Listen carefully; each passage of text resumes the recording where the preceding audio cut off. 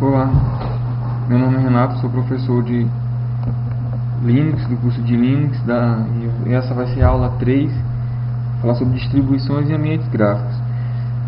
Vai dar um pouco da introdução sobre o que é o Linux, o que é o kernel Linux e seus ambientes gráficos, antes da gente começar com o básico de Linux com interface gráfica. Então, vamos lá. Linux. Quando você está vendo essa aula, espera-se que o aluno já tenha visto o histórico do Linux, como tudo começou, quem criou e tudo mais. Linux, só lembrando, Linux se trata do núcleo do sistema, é o kernel, o coração do sistema. Ele é responsável pela interação entre o sistema, entre os aplicativos de utilitários com os dispositivos de hardware, placa de rede, placa de som, memória, isso tudo. Quem gerencia é o kernel. Ele fica uma camada mais abaixo e as aplicações ficam ao nível de sistema operacional.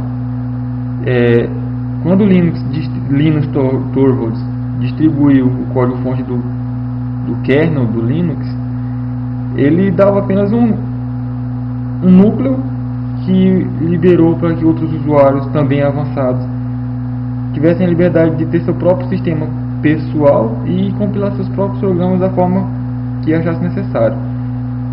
Pouco depois apareceu o projeto GNU, que tem um nome interessante, uma sigla interessante para o nome GNU is not Unix.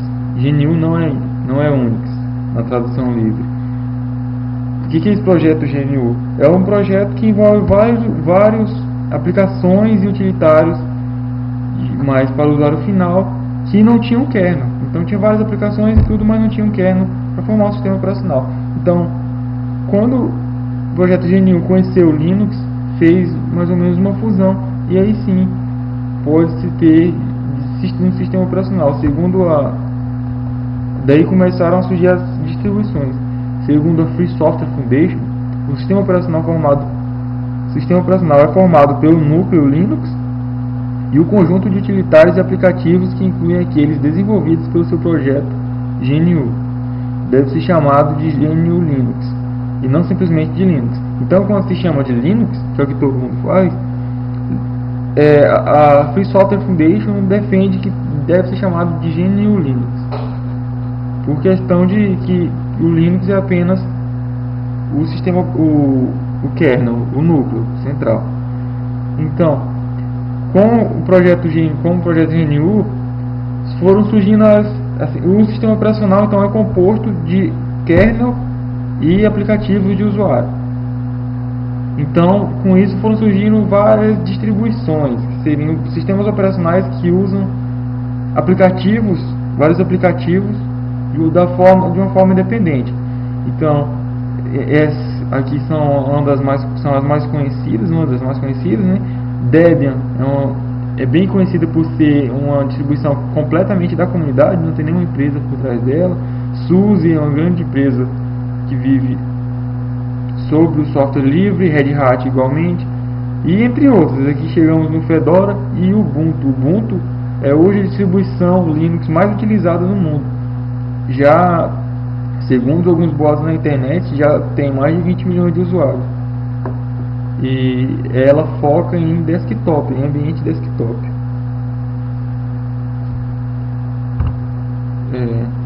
Então, diferente do Windows, o kernel Linux permite você ter um kernel separado de uma interface gráfica. Você não precisa obrigatoriamente ter uma interface gráfica, um ambiente gráfico, para poder usar o sistema operacional.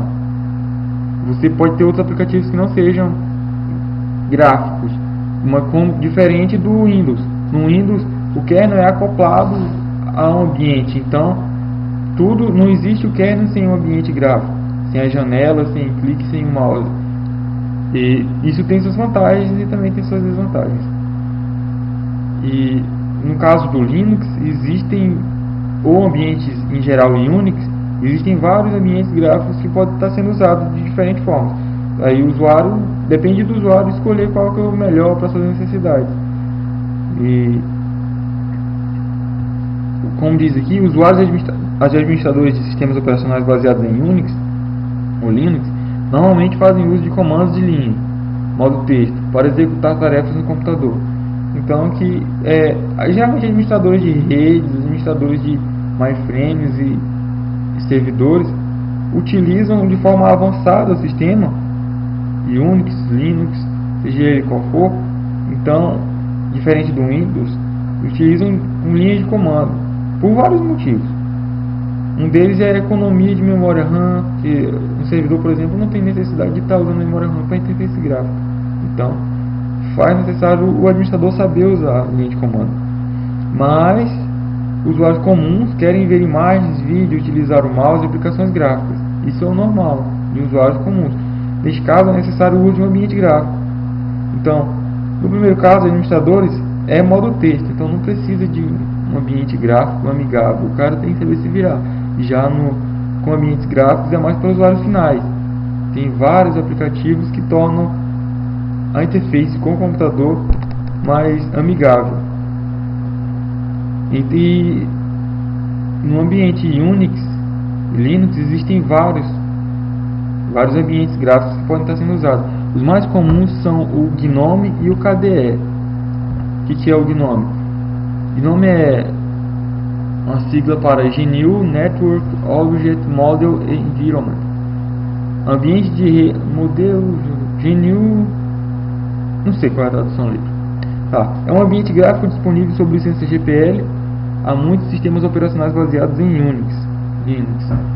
Oferece um ambiente desktop completo e disponibiliza aplicativos para diversas finalidades, como jogos, editores de texto, planilhas, gerenciadores de arquivos, manipuladores de imagens, ferramentas para redes, navegadores, etc.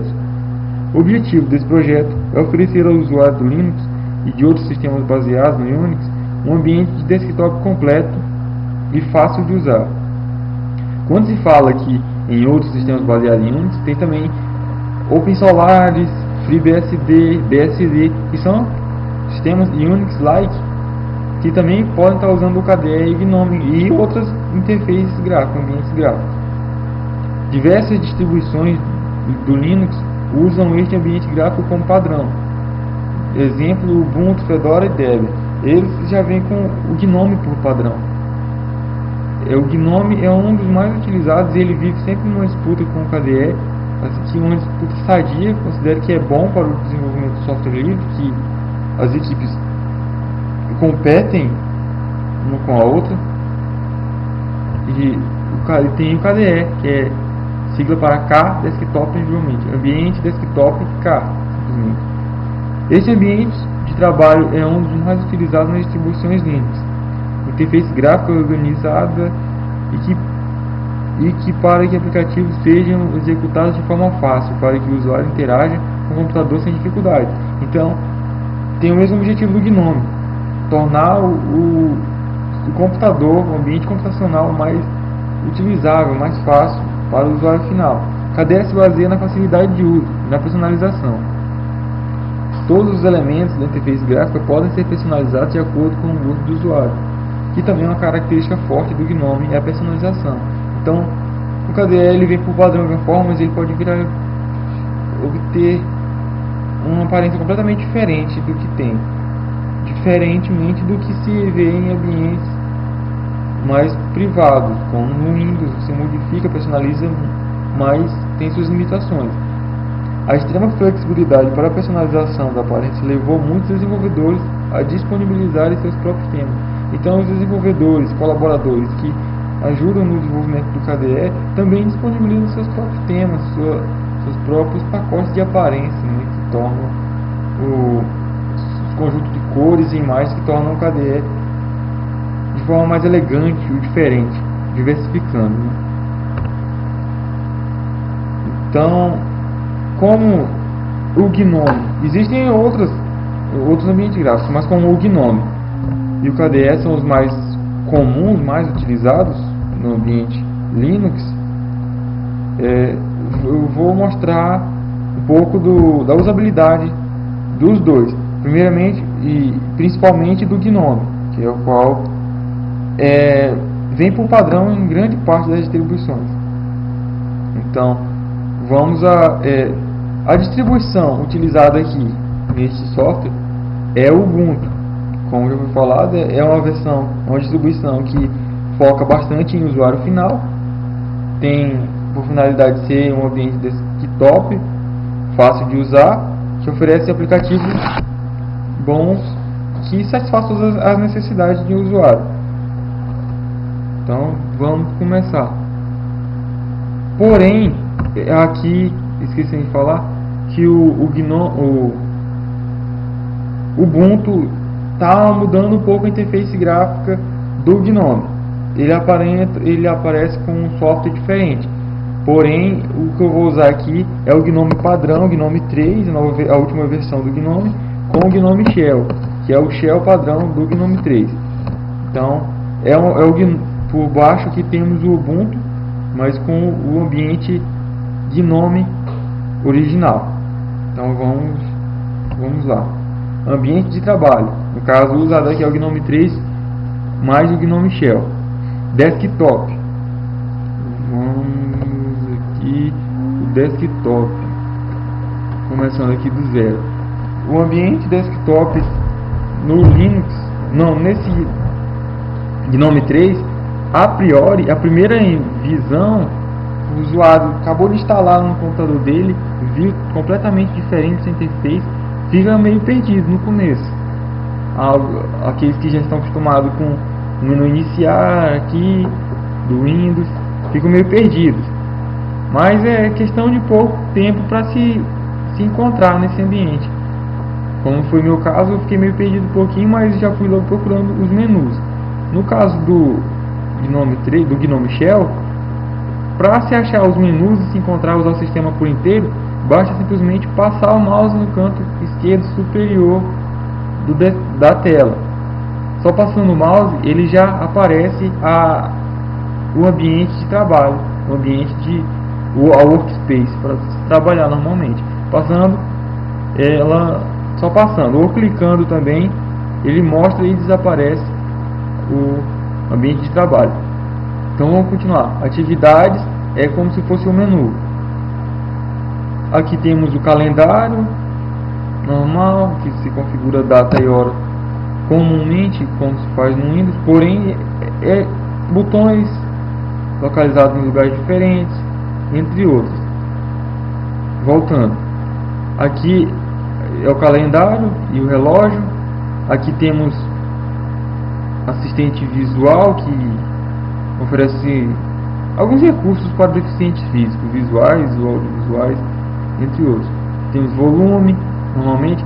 Aqui, antigamente, era a área de notificação do Ubuntu, que hoje já não é mais. No GNOME Shell, a área de notificação fica aqui embaixo. Observe que tem a área de notificação de dispositivos removíveis, Dropbox, por exemplo. Então aqui é a área de notificação. Quando eu recebo uma mensagem do MSN, por exemplo, ele aparece uma janelinha aqui no canto. Sobe uma janelinha aqui no canto. Aí aqui eu tenho o perfil do usuário. Aparece minha foto. E ele tem uma interação muito boa, prática, com redes sociais. Por exemplo, se eu coloco disponível aqui, ele vai me logar já na minha rede que eu tenho cadastrado, na MSN no caso. Então eu vou colocar em disponível. Aqui eu cadastro mais contas online. Eu posso ter várias contas, por exemplo, eu posso ter contas do Google, Facebook, Twitter, tudo junto aqui. Então quando eu coloco disponível, eu estarei disponível na conta do Gtalk, por exemplo, no Facebook e etc. E outras configurações. Para desligar no GNOME Shell é um pouco estranho para desligar o computador, que você clica aqui, procura o menu desligar e não tem. Você precisa apertar a tecla Alt e já aparece desligar. Geralmente quando você usa o notebook você não desliga, você apenas suspende, hiberna. Pronto. Essa é a interfacezinha básica, muito simples de se usar. Então aqui vamos para o ambiente de trabalho em si. Deixa eu ver se não ficou faltando nada.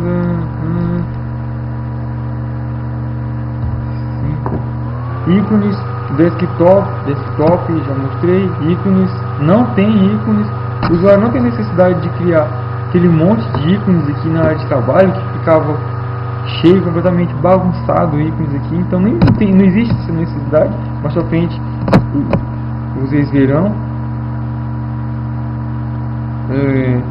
Área de notificações já foi comentado, opções de perfil aqui em cima, questões de conta de usuário, notificações, entre outros. Favoritos, então aqui já se trata do ambiente da workspace, do ambiente de trabalho. Observe, cadê o meu menu ferramentas? Cadê minha barra de ferramentas? Não existe aqui embaixo aquela barra de ferramentas como vinha aqui. Você maximizava, minimizava. Aqui, observem que com o novo Gnome Shell não existe o menu, os botões de minimizar e maximizar, simplesmente porque você não precisa. Se eu quero minimizar isso aqui, estou completamente perdido e quero minimizar, simplesmente passa o mouse no canto superior esquerdo da tela, que ele vai minimizar e aparecer todas as janelas. Isso torna muito mais rápido a troca por janelas, muito mais prático e visível. Você não precisa ficar perdido procurando aqui quais de 200 janelas abertas, qual é a que você quer. E esse aqui é o ambiente desktop. Ele oferece múltiplas áreas de trabalhos que aumenta de acordo com o que o usuário vai precisando. Então aqui temos um menu favorito, que é onde estão os aplicativos mais utilizados. No caso eu tenho aqui Firefox, o Google Chrome, o Opera Browser e entre outros.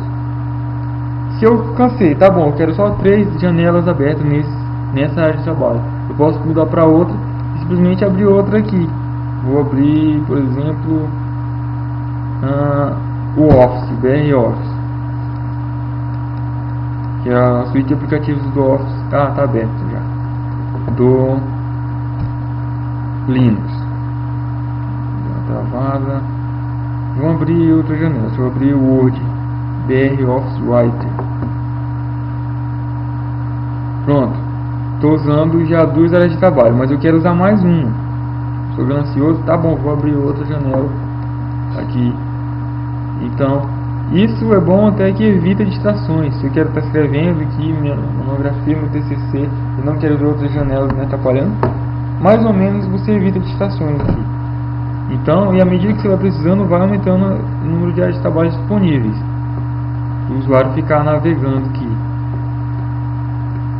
Ainda temos o menu janela, temos os janelas, os favoritos, os desktops disponíveis e temos os aplicativos.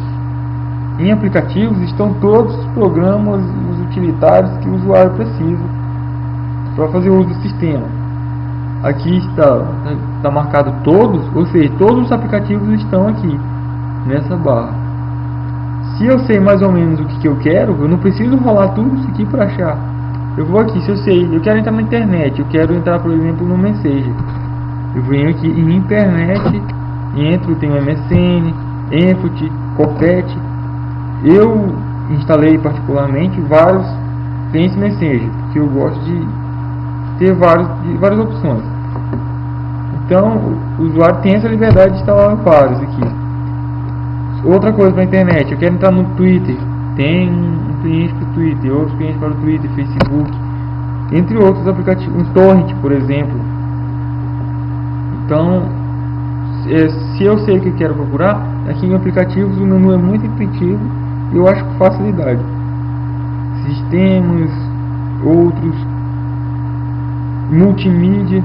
Multimídia oferece uma série de aplicativos para rodar música, ver vídeos, filmes, editar vídeos, que usuários geralmente quando migram reclamam que não encontram, não existe software equivalente no Linux e no Windows. Existe quase na totalidade dos softwares que o usuário faz uso comumente. No Windows existe um equivalente no Linux. Existem algumas exceções, como por exemplo Photoshop, ferramentas de CAD e entre outros.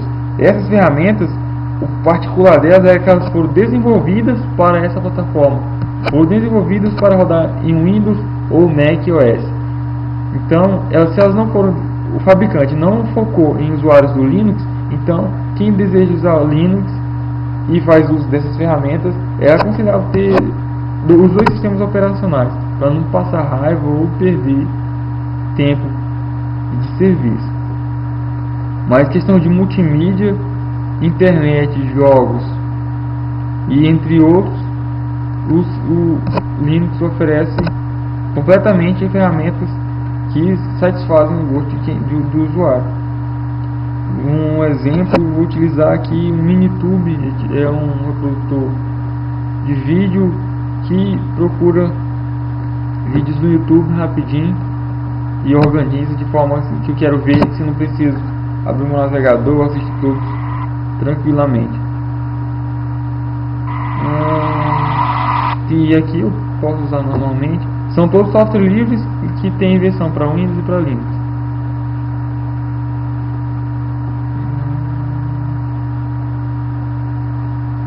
Vamos dar continuidade à usabilidade aqui. Menu aplicativos, acessórios, sistemas, internet, etc. Que é o que eu mostrei. Menu aplicativos, acessórios. No acessórios tem diversos aplicativos, calculadora, bloco de notas, que é o Gedit, terminal e vários. Escritório, eu encontro o BR Office, o Writer, que é equivalente ao Word, Calc, como se fosse o Excel, o Impress, que é equivalente ao PowerPoint, e outras alternativas que não tem no pacote Office. Gráficos também tem ferramentas de desenho, editor de imagens, visualizador de fotos, editor de desenhos vetoriais. Esse é o menu do Gnome Shell, do Gnome, no Ubuntu no caso. Então, simplesmente está aqui. Nesses dois menus está todo o sistema operacional, todos os aplicativos que o usuário precisa. Acho que outra aula seria muito interessante dar uma breve introdução de como usar o Office, o BR Office, a ferramenta de edição de texto, de slides e de planilhas eletrônicas. Mas no caso, para essa aula, não é o escopo dessa aula e ela ficaria um pouco grande demais se fosse abordar esses assuntos. Deixa eu sair. Então, eu acho que por agora é só. Talvez na próxima aula veremos o que falta. E na próxima aula veremos o ambiente KDE, que pode ser, como foi falado, eu posso usar no mesmo sistema o KDE e o Gnome, XFCE e vários ambientes gráficos no mesmo sistema operacional, sem necessidade de ter dual boot e coisa e tal. Então, fica nessa e até a próxima.